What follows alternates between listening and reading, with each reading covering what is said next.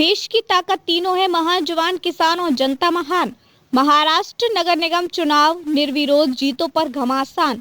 68 सीटों पर बिना मतदान महायुति की एंट्री, लोकतंत्र पर विपक्ष के गंभीर सवाल। महाराष्ट्र में 15 जनवरी को होने वाले नगर निगम चुनावों से पहले ही सियासी माहौल बेहद गर्मा गया है। चुनावी प्रक्रिया के बीच भाजपा और उसके महायुति सहयोगियों द्वारा 68 सीटों पर निर्विरोध जीत दर्ज किए जाने के बाद राज्य की राजनीति में तीखी बयानबाजी शुरू हो गई है, जहां सत्ताधारी दल इसे अपनी लोकप्रियता और संगठनात्मक मजबूती का प्रमाण बता रहे हैं।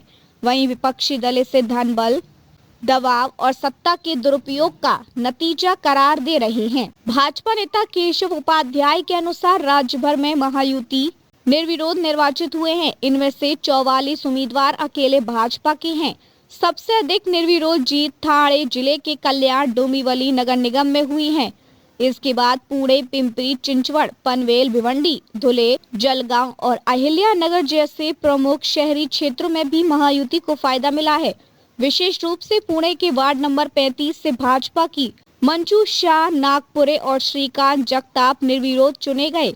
दिलचस्प बात यह है कि ये दोनों 2017 से 2022 के बीच भी इसी वार्ड से नगर सेवक रह चुके हैं, जिससे भाजपा के स्थानीय संगठन की पकड़ का अंदाजा लगाया जा रहा है।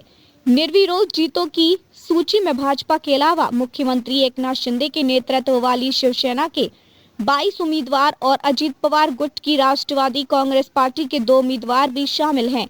सत्ताधारी गठबंधन का कहना है कि यह परिणाम राज्य में महायुति सरकार के कामकाज और स्थिर नेतृत्व पर जनता के भरोसे को दर्शाता है। इन जीतों पर प्रतिक्रिया देते हुए केंद्रीय मंत्री और पुणे से सांसद मुरलीधर मोहोल ने कहा कि पुणे का अगला महापौर भाजपा का होगा। उन्होंने दावा किया कि हमारा लक्ष्य 2025 सीटें जीतने का था। निर्विरोध जीत चुके हैं। यह भाजपा के सुशासन और जनता के विश्वास का प्रमाण है। भाजपा नेताओं ने इन परिणामों का श्रेय मुख्यमंत्री देवेंद्र फडणवीस की लोकप्रियता, चुनावी रणनीति को दिया है। पार्टी का कहना है कि इससे भाजपा न केवल नगर परिषदों बल्कि बड़े नगर निगमों में भी एक प्रभावशाली ताकत के रूप में उभर रही है।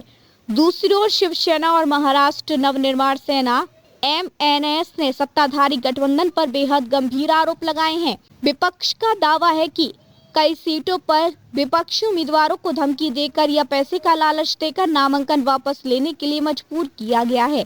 शिवसेना UBT के वरिष्ठ नेता संजय राउत ने सोशल मीडिया प्लेटफॉर्म X पर आरोप लगाया कि रिटर्निंग अधिकारियों को देर रात तक नामांकन वापसी स्वीकार करने के निर्देश दिए गए। उन्होंने कहा कि दोपहर 3 बजे की तय समय सीमा के बाद भी नामांकन वापस लेने को वैध माना गया, जो चुनावी नियमों का खुला उल्लंघन है। राउत ने दावा किया कि मेरे एक मित्र जो चुनाव प्रक्रिया से जुड़े हैं, लेकिन पालक मंत्री ने उनसे धमकी भरे लहजे में कहा कि उन्हें स्थानीय विधायक की बात माननी चाहिए। MNS नेता अविनाश जाधव ने सवाल उठाते हुए कहा कि अगर मतदान से पहले ही चुनाव जीतना है तो चुनाव कराने का मतलब क्या है?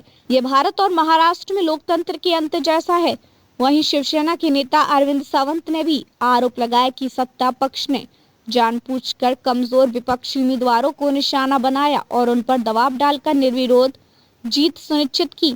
ठाणे जिले में भी निर्विरोध जीतों को लेकर विवाद सामने आया है। ठाणे नगर निगम की 131 सदस्यीय सभा में शिवसेना के 5 उम्मीदवार निर्विरोध चुने जाने का दावा किया गया है। भिवंडी, निजामपुर नगर निगम में भाजपा के 6 उम्मीदवार निर्विरोध घोषित किए गए हैं। वहीं कल्याण डोंबिवली नगर निगम में नामांकन जांच के बाद 3 शिवसेना और 1 भाजपा उम्मीदवार निर्विरोध घोषित हुए। इन निर्विरोध जीतों ने महाराष्ट्र की राजनीति में एक बड़ा सवाल खड़ा कर दिया है। क्या ये जन समर्थन का प्रमाण है या सत्ता का दबाव अपनी मजबूती बता रही है? वही विपक्ष से लोकतांत्रिक मूल्यों पर सीधा हमला मान रहा है। आने वाले दिनों में ये मुद्दा न सिर्फ चुनावी प्रचार का बड़ा हथियार बनेगा, बल्कि चुनाव आयोग और प्रशासन की भूमिका पर भी सवाल खड़े कर सकता है। देखते रहिए changing future TV. Like, share और सब्सक्राइब करना ना भूलें। देश, दुनिया और भविष्य की सबसे बड़ी खबरों के लिए।